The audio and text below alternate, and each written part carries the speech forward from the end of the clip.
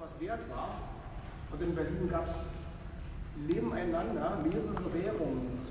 Also beispielsweise noch die alte Reichsmark, da die nichts mehr wert war, haben dann die Russen Coupons, sogenannte Coupons gedruckt, also kleine Abschnitte, die wurden dann aufgeklebt. Dann wurden die Bären. Ingeborg, I still thank you for having gotten me off to a good start on my last trip, as not only a translator, but a bit of a guide, and to help reintroduce me to my Berlin.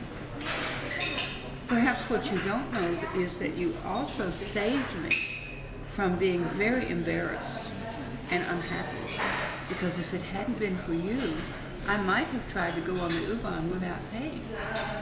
In my day, Americans did not pay on bus or U-Bahn or anything, S-Bahn. We only showed our identification. And even though Florian had already taken me and showed me how to get the tickets, I might have forgotten. So I thank him for saving me from embarrassment. She was telling me Berlin needs money and that they make a fuss about that. Yeah, really. Yeah, that's true. Yeah.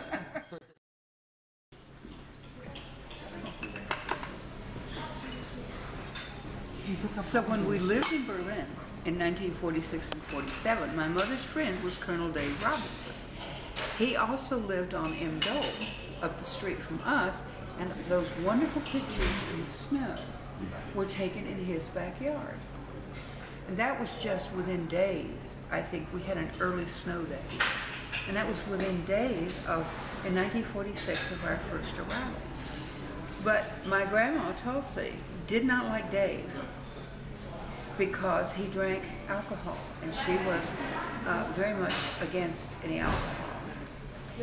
And Dave did not like Grandma Tulsi because she bought things black market, and he was a very straight guy, and go by the rules, and so they didn't like each other. So he wanted to get me a governess, a German governess, who would teach me, and we could send Grandma Tulsi home back to America. Now, sending Grandma Tulsi home to America would have suited me just fine. I had been living with her in Florida, and she was not my favorite person to live with. So they got a governess for me, and the Fräulein was wonderful. And when we were with the adults, she would be correcting my German, the pronunciation and the grammar. But the minute she and I left the house together, she only wanted to speak English. And she very much pretended to be American. She didn't want to go to any of the German places. She only wanted to go to the snack bar and the American kino. But she would put on her coat the little emblem that said, "This is in America." And that was very much against the law, and I knew it. She also, if we went to the snack bar, I don't know where she got them, but she had script, American money. This was also very much against the law. So I told my mother, and she told Dave, and the girl was fired. One night when we lived on M. Dole, it was about bedtime. I was up a little late, and my mother had gone up the street to visit with her friend, Dave Robinson. So my grandmother and I were there alone. The housekeeper had already gone to bed, and the doorbell rang.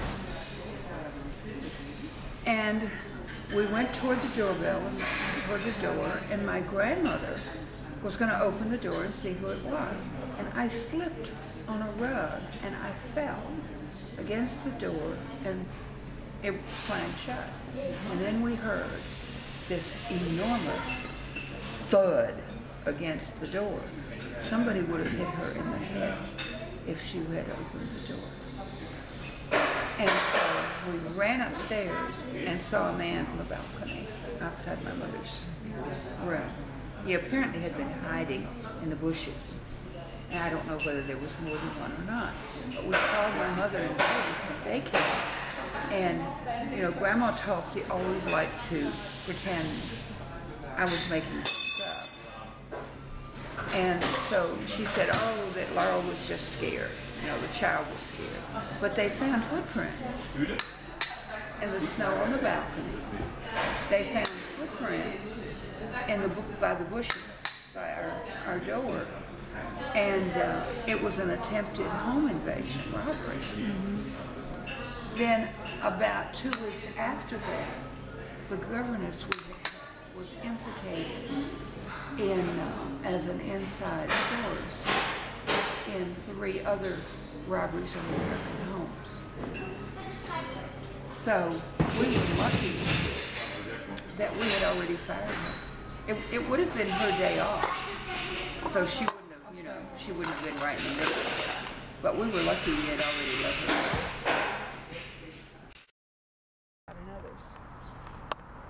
If you ask the average person who shaped your life the most of them would say their mother and their father. I say my mother and my husband. But my mother is definitely the first one. And coming to Berlin with her shaped my self-identity. I always think of myself as an Amerikanische Berlin.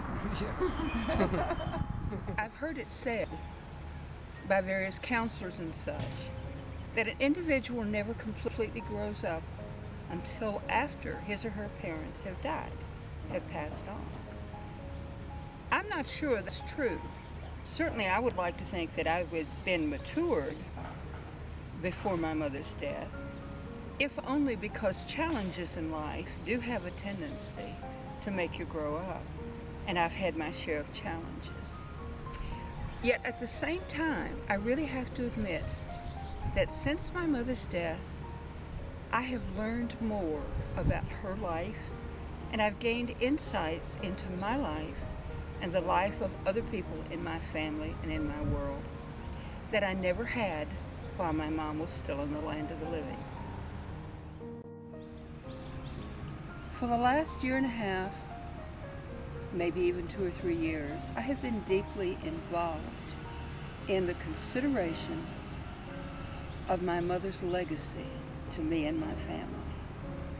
Every mother leaves a legacy, and indeed, my mother, Marion, did leave us a rich legacy of love, of memories, of personal feelings that can never be taken away from us.